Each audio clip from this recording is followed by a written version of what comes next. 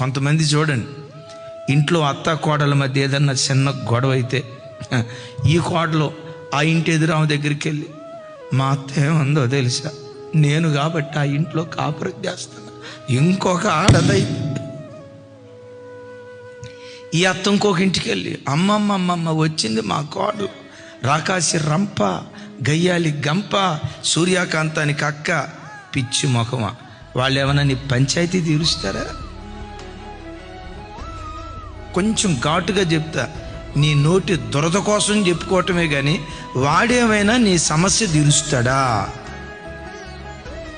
నీ వేద్యంలో న్యాయం తీరుస్తాడా? వాళ్ళకి చెప్పుకొని ఉపయోగం ఏముంది? నీ ఇంటి గుట్టు బయట పెట్టుకోవటమేగా. నీ భర్త గుట్టు, నీ భార్య గుట్టు, నీ అత్త గుట్టు, నీ కోడలు గుట్టు బయట పెట్టుకోవాల్సిన అవసరం ఏముంది?